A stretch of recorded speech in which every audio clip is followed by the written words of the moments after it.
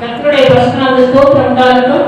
இந்த நாள் உங்களுக்கு ஆசீர்வாதமாக இருக்கட்டும். இந்த நாள்ல இந்த தேவ வார்த்தை கேட்கிற ஒவ்வொருத்தரையும் தேசம் அதிகமாக ஆசீர்வதிப்பாரு. இந்த நாள் ஆண்டவர் உங்கத்துல சொல்றதுக்கு எனக்கு இன்றைக்கு வேத வசனங்கள் ரூத்தை பற்றி அவருடைய சரித்திரம் வந்து உங்களுக்கு நல்லா தெரியும். அவர் மாமியார் யாரு, அவர் எப்படிப்பட்டவங்க உங்களுக்கு தெரியும். படிச்சவங்க வேதத்தை படிச்சவங்களுக்கு தெரியும். இப்ப ரூத்துக்குள்ள வந்து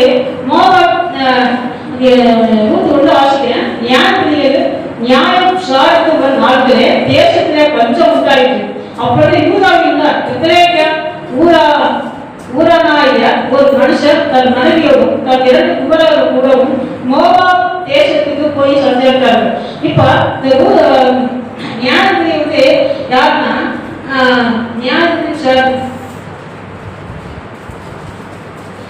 இப்ப வந்து பெத்தலேக்கியா ஊரானாய ஒரு மனுஷன் சொன்னா அவன் மனைவி மனைவி நகோமின்னு வரும். இந்த நகோமி வந்து ஆண்கள் பிள்ளைங்க சிறுவனுடைய ஜனத்துல உள்ள ஒரு பெண்ணு.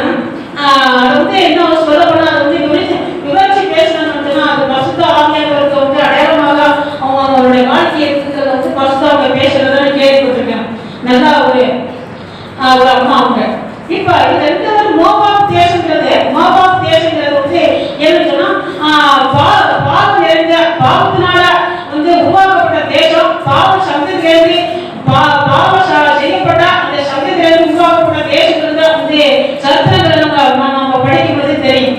அந்த தேசம் பிரச்சாரக்கூடிய அந்த பெண் வந்து இந்த நகோமி உடைய மகன் 2 பேர். அவங்களுக்கு ஒரு மகனுக்கு வந்து ஒரு மருமகளா இருக்கிறாங்க. கொஞ்ச நாள் அவங்க இணைச்சிட்டாங்க. இந்த நகோமியோட பையன் 2 பேரும் இணைச்சிட்டாங்க, செத்துட்டாங்க. புருஷன் செத்தாச்சு.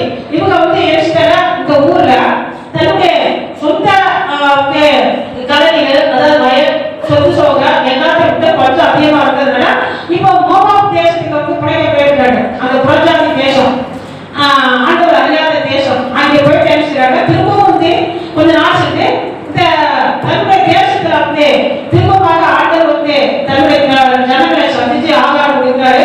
அந்த தேசம் ஆசீர்வாதமா இருக்குன்னு கேள்விப்பட்டு திரும்பவும் தன்னுடைய மருமகளை கூட்டிட்டு மருமகளை வந்து ஓட்டி போயிட்டா. அது நம்ம பிள்ளை சொல்றதுன்னா நேரம் ஆகும். பிள்ளாவே நம்ம வாசிக்க வரல. ஓட்டி வந்து அடிச்சுட்டா மாமியாரை ரத்தம் பண்ணிட்டு அவ போயிட்டா. ஆனா இந்த ஊத்துக்கிற மருமக மட்டும் வந்து மாமியார் ரத்தம் போல கிடையாது. நீ சத்தத்துல நான் சாமியார் போயான் வந்து நான் உங்களோட தான் வருவேன் வந்து உன்னிட்டு பிரிஞ்சு பல பத்தி என்ன பேசாதேன்னு அவர் சொல்லிட்டார். சொல்லி இப்ப வந்து 2 பேரும் வந்துட்டாங்க. சைடுல வந்துட்டாங்க. தன்னுடைய சொந்த தேசத்துல வந்திருக்கிறாங்க. இப்ப தன்னுடைய சொந்த தேசத்துல வரும்பொழுது இவங்களுக்கு விவசாயம் பண்ணவோ வந்து எடுத்து ஏதாவது செய்யவோ இவங்களுக்கு ஆம்பளை தொலைவே கிடையாது. 2 பேரும் பொம்பளை தான் இருக்கிறாங்க. இப்ப வருடத்துல உங்களுக்கு ஆகாரம் கிடையாது. இப்ப ஆகாரம் இல்லாம வந்து படைக்க முடியாது. இப்ப இந்த அடுத்த பகுதியில் அவர் சுருக்கமா சொல்லிவாங்க. 2ஆம் அதிகாரத்துல ஒரு சம்பவத்தை நம்ம வாசிக்கிறோம். 11 அதற்கு போவாஸ் பிரதித்திரமாக உன் புருஷன் மரணத்தை பின்பு உன் மாமியாருக்காக நீ செய்ததும் உன் தகப்பனையும் உன் தாயையும் உன் சமூக தேசத்தை விட்டு முன்னே நீ அறியாத ஜனங்களிடத்தை வந்ததும் எல்லாம் எனக்கு கௌரவமாக தெரிவிக்கப்பட்டதுன்னு சொல்லப்படுகிறது. போவாஸ் வந்து யாருன்னாக்கா இவருடைய ரூத்துடைய பங்காளி இந்த சொந்தக்கார வழியாவது. ஆனா ரூத்துக்கு தெரியாது. இப்ப இவன் பெரிய ஒரு ஐஸ்வர்யோட இருக்கான். இவன் அற்பா இருக்கிறான் கலைஞல. அந்த கலைஞனா வயக்காடு.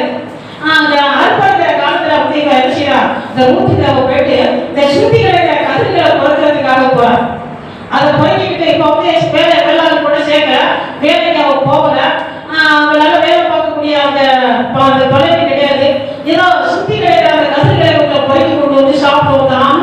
தன்னுடைய மாமியார் சாப்பிடுவோம் சொல்லிட்டு வேலை செய்யறா போயிருக்கிறான். இப்ப இது வந்து போவாசியை பத்தி சாஜீவ யாருங்கிறதுனால எனக்கு தெரியும். ஆனா பாருங்க 12, 11 வாசிக்கிறேன். உன் சேவைத்தக்க பலனை கர்த்தர் உனக்கு கட்டளையிடுவாராக.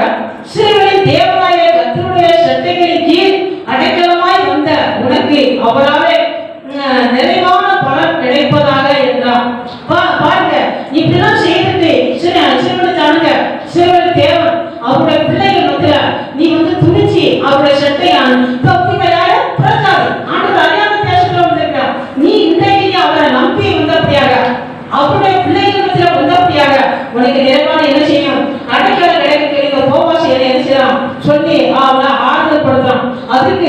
13 வாசிக்கிறேன். அதற்காக என் ஆண்டவரே, உம்முடைய கண்களில் எனக்கு தயை கிடைக்க வேண்டும். நான் உம்முடைய வேலைக்காரியை ஒத்திக்கை இவனுடைய மனைவியாக வாழக்கூடிய ஒரு வாய்ப்பு ஆண்டவர் உண்டாகிறது.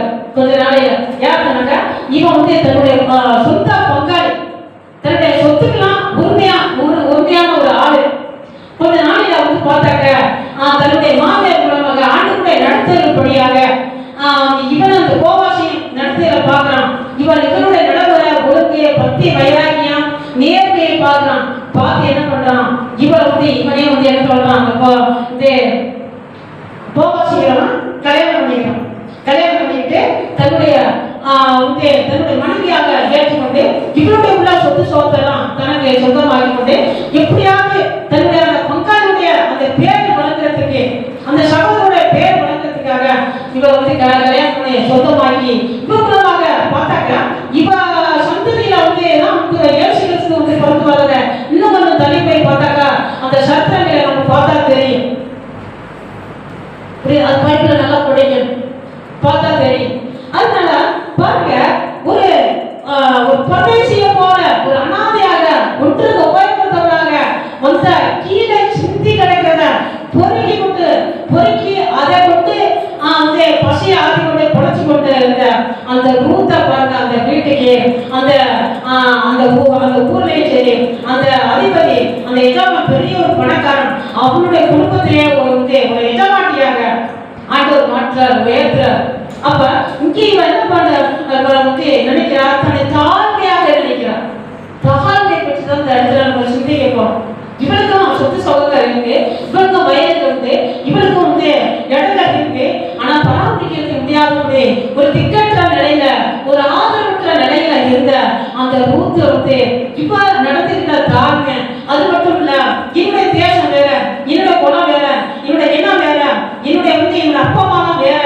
நான் அதெல்லாம் விட்டுட்டு நான் உன்னிட்ட வரமாட்டேன். மாமியாரை பத்தி சொல்லாதபடி தன்னுடைய மாமியாரு இஸ்ரவேல் தேவனை வணங்குற அந்த மாமியாரு ஆண்டோட பிள்ளைகளை தெரிஞ்சும் இவ அந்த தேவனையும் அந்த மாமியாரை விடாதபடி இவ வந்ததுனால, இஸ்ரவேல் தேவனுடைய அந்த சட்டைக்கு கீழே வந்ததுனால இவரோட தாழ்மையை பார்த்து ஆண்டவர் ஒரு பெரிய ஒரு எஜமாட்டியாக ஆண்டவர் உயர்த்துறார்.